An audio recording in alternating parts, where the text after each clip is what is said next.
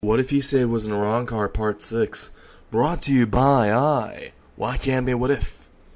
And I hope you all like this. And before I forget, I know I say this often, but I have a second channel known as Midnight Psycho. I play Among Us, probably gonna play Fairy Tail later on. Manley's a pretty big fan of that, but anyway, aside from that, let's go ahead and get into this. Issei is just now opened his door, and he saw the most horrifying sight. He saw Grimmjow with his mother. His mother's chest was completely punched open by Grimmjow's fist, and her heart was in his palm of his hand as he pulled his fist out of her chest and looked at Issei with sinister eyes and a wide smile, ear-to-ear smile, and said, "Yo, what's up?" And Issei, in his head, there was a glass that was snapping and shattering in his head. All he could think about is ripping this man to pieces. How dare he kill his mother? Even though Issei did not like his mother that much anymore, he always held on to the memories of when she was before. Issei remembered when his mom cared for him, when she actually liked him before his dad sadly passed. She was always there for him. She always smiled. She always hugged him. Always was there for him when he had a hard time when he was younger. Even though he didn't like her anymore, he would never wish this upon her. Seeing her lifeless corpse hit the ground, and Grimmjow with her heart in his hands, just enraged him. His blood was feeling like it was boiling, and it was. His blood was popping out of every single vessel and out of his body, and it was emerging over him. It was washing over him. It was circling around him, and it was going above his skin, and it was surfacing into dark black armor, pitch black armor with red flames coming out of it, and the flames turned darker and darker, crimson red, and his voice turned distorted while horns grew out of his head. One horn in the middle grew out of his head. His teeth got sharper, and he yelled a mighty roar. His bones started contorting a little. They started extending. His left hand grew 5 inches taller. So did his right hand. His legs grew 3 inches taller. He was about 3 inches taller than before. His facial expressions, his facial muscles were changing. His face was changing into that of not even a human. He was getting bigger and bigger every second. And he had this giant blade that came directly into his hands out of fire. Crimson red fire, which turned quickly to black. So did every one of the flames around him. He roared. It was not a human anymore. Grimmjow knows what this is. It's one thing that most Hollows never really experience it often. It's known as a resurrection deviation. It's when the resurrection that they're trying to use ends up going haywire, and it doesn't go to the correct form, or it deviates because of the emotions of the user. This rarely happens because we don't express our emotions that much, is what Grimmjow's thinking. But with him, it's completely different, and I heard that these rare deviations are very strong. And Grimmjow got his hands up, ready to fight, with his sword in his hand. And right before he could even get in guard, he saw this towering figure right in front of him, with his face planted right into a fist. He was punched right out of Issei's house from the back and blew up the entire back of his house. And he was flying through multiple buildings, all the way into Kohai, and blew through there into the woods, the familiar woods. And Issei was already right behind him, doing tons of flash shadows, or flash steps at this point, is what I'm going to call it. He did tons of flash steps towards him. He was directly behind Grimmjow before Grimmjow could even turn around, and Issei merely grabbed Grimmjow's head and pounded him into the ground before he could even hit the ground. He was pounded into it. He was still in mid-air, getting punched downwards, and once he was punched and fell downwards into the ground, he made a huge impact, and there was a giant crater. And the crater was going further downwards as Issei got on top of Grimmjow and started punching more and more. Those punches were getting blocked by the sword, and Grimmjow's infuriated that he's being held back by someone doing a deviation. Not even their actual resurrection is holding him down. This is preposterous. Grimmjow merely says in his head before he ends up saying, "I can't believe I'm going to have to do this. Pantera." And all of a sudden, Grimmjow's features change and he looks almost identical towards a panther. The armor was panther-like around him, and his hair grew longer. And he had green mascara on him. Well, green markings, to be exact. And he slashed at Issei, who was pummeling him to the ground until now. And with the spiritual pressure, managed to push him off from the slash. Managed to push him away because of the spiritual pressure behind the slash. But it just barely managed to even move him away from Grimmjow. Grimmjow quickly backed away. He thought that this would help him more, but it made it worse. Because when he went into the state, his instincts were all telling him to run away. You're no match for this foe. You can never beat him. And he wanted to ignore these instincts, but in this mode, he was way too much too primal. So he ended up running away. But Issei was just following Grimmjow. And Grimmjow is wondering why his body's running away. He doesn't want to run away. He wants to fight.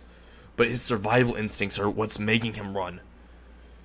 And Issei was running directly behind him at blinding speeds and already grabbed the back of Grimmjow's head, grabbed his long hair and flung him away before he could even open the portal to Las Noches.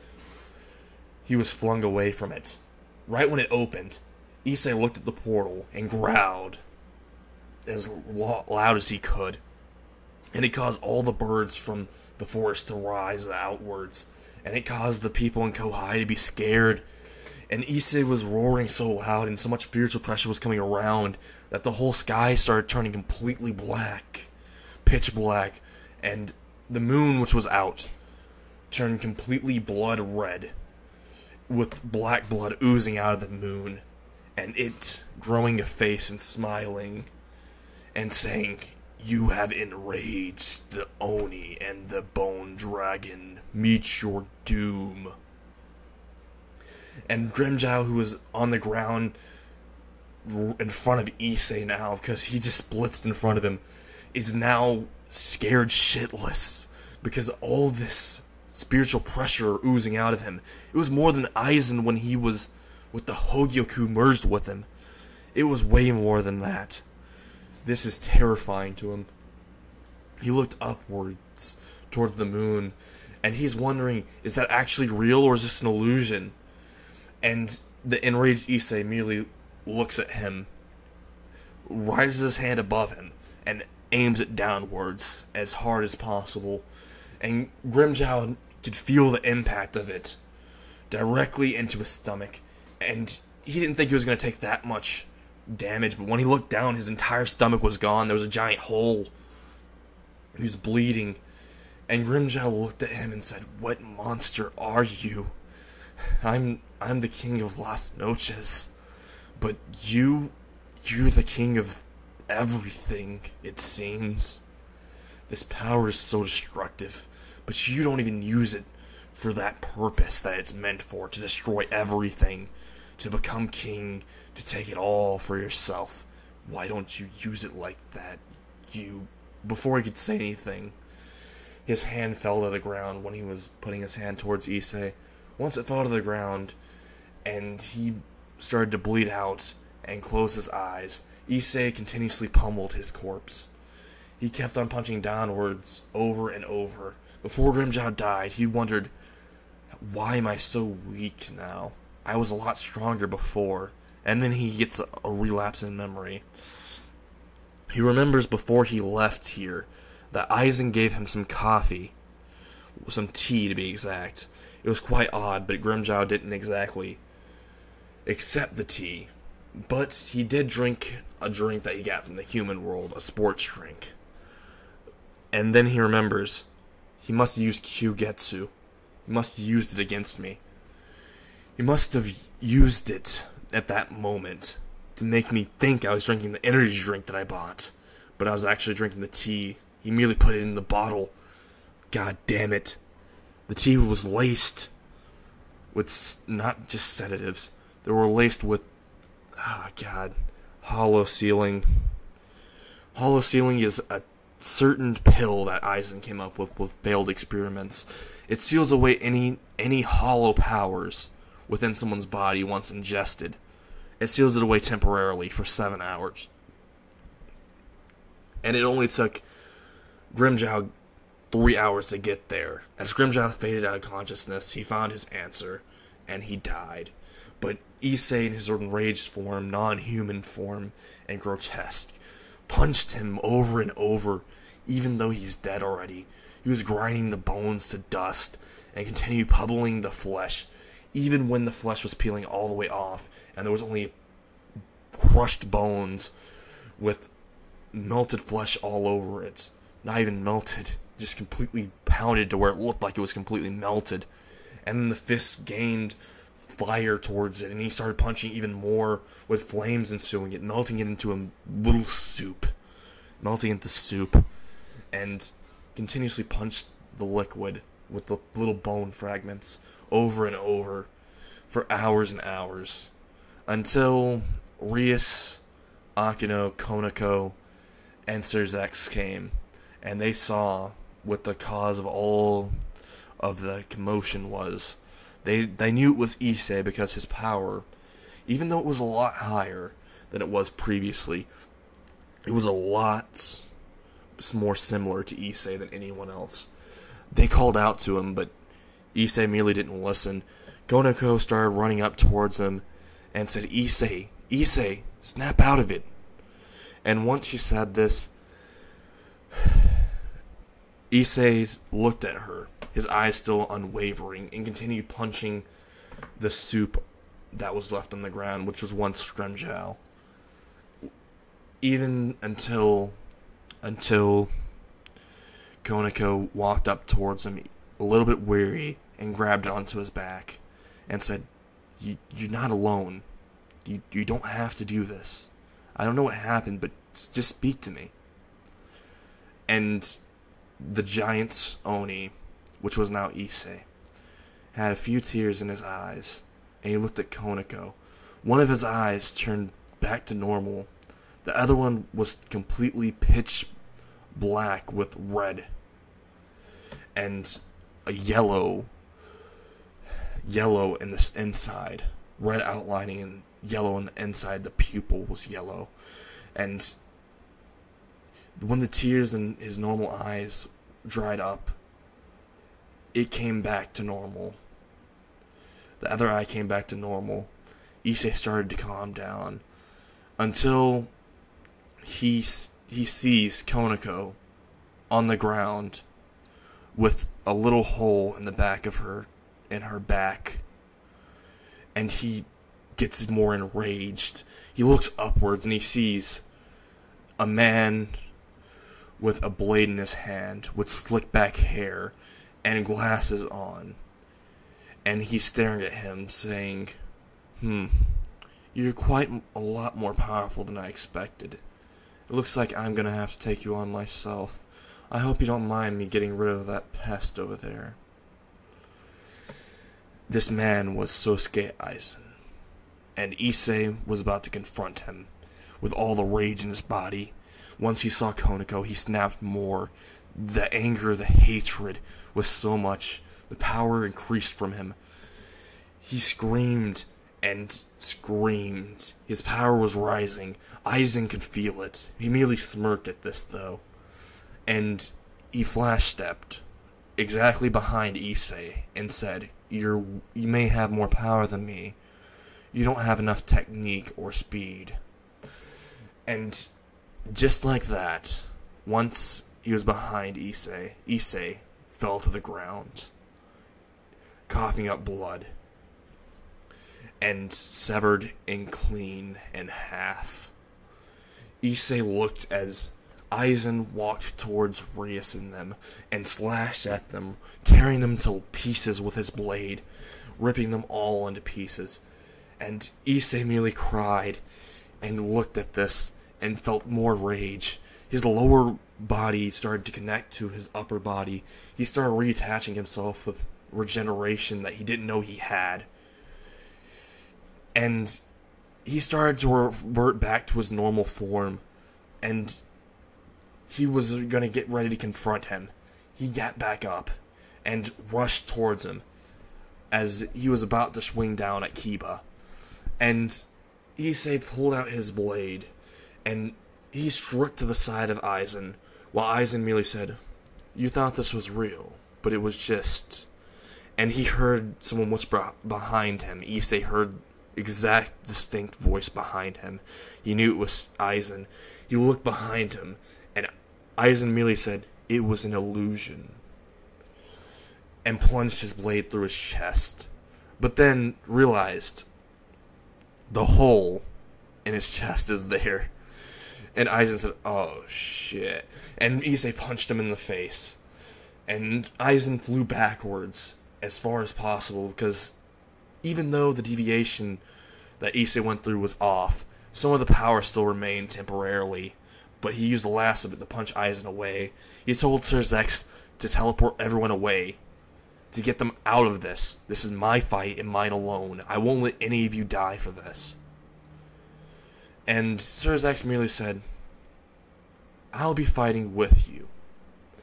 And Issei said, "What do you mean you'll fight with me?"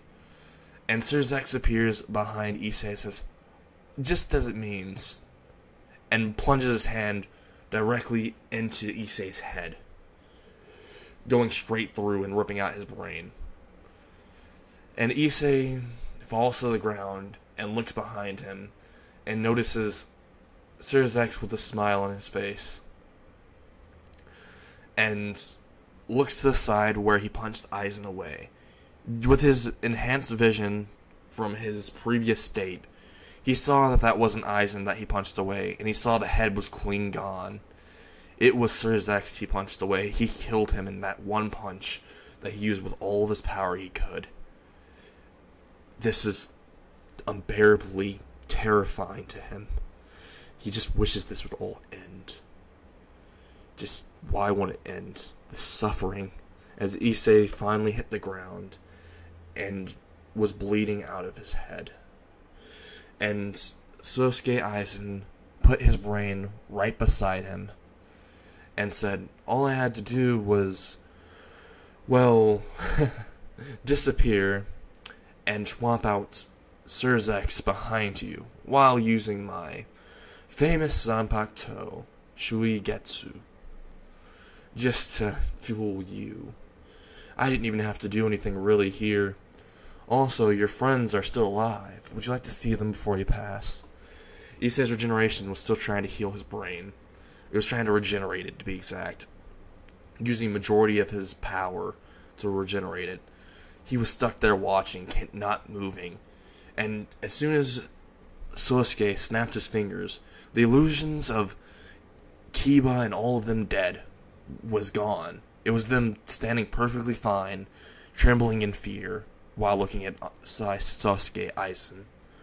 While Aizen merely increased his spiritual pressure, making them kneel to the ground, and he walked up towards Konako, put his hands on her cheek, and said, "I think I'll start with this one." And that's where we're going to leave off. I hope you enjoyed part 5. And I hope you like this. I might redo this one later, though, if you don't. I might leave a vote later on. Let's go ahead and just end it right here.